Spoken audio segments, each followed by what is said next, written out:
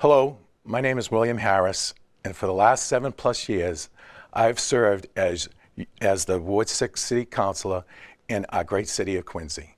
This has been one of the greatest experiences I've had in my life. I am so honored to have been given the opportunity to be part of the wonderful transformation which has taken place here in our historic city. I want to take this opportunity to thank my constituents of Ward 6 who have welcomed me into their homes and helped me in this incredible journey which has allowed me to be able to represent them. First, I hope you are enjoying these last few weeks of beautiful autumn weather. As you know, there is an important city election coming on Tuesday, November 7th. And as your city councilor, I wanted to remind you of the important things that we have been able to accomplish on your behalf. As chairman of the Public Works Committee and working with Mayor Koch, we were able to secure funding to reconstruct streets throughout the ward, with more streets to come. As part of this plan, we have replaced aging water mains, relined sewer mains, replaced gas mains, and improved drainage. This is the most aggressive infrastructure improvement plan of any city or town in the greater Boston area.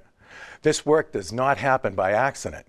Also, as your councilor, I have been at the forefront focusing to protect our residential neighborhoods in Ward 6 as well as the whole city of Quincy.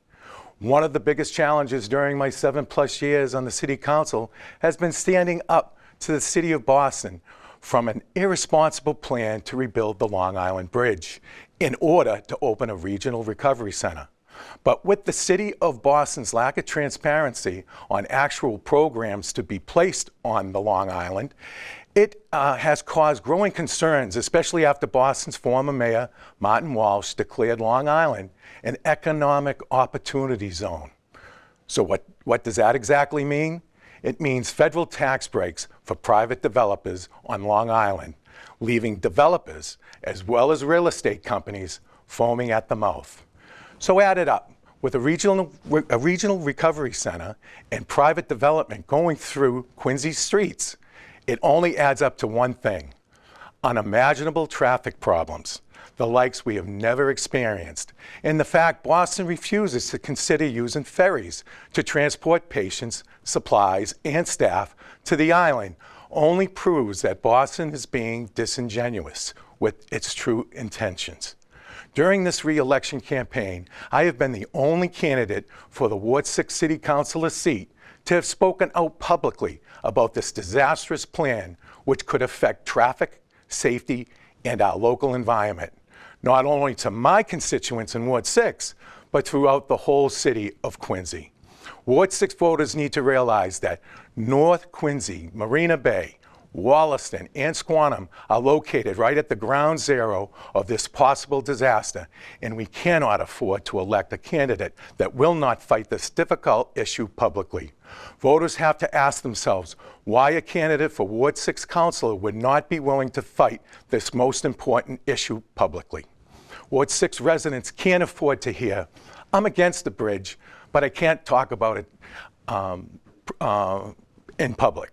That's no way to represent Ward 6. I don't think there is a person in Ward 6 that doesn't know how hard I have been fighting the rebuilding of the Long Island Bridge. Since its announcement on day one, I have more than proven that I will fight to the fight against this for my constituents until my very last breath. Proof of this statement is pretty clear. Since Boston's announcement, not one shovel of dirt has been moved to start the rebuilding process. There are so many other great things happening in Ward 6, for instance, the building of a new elementary school. But my time is short, and in closing, I love serving as Ward 6 councilor, and I humbly ask on November 7th that you vote for me, William Harris, here fighting for you until the very end. Thank you, and God bless.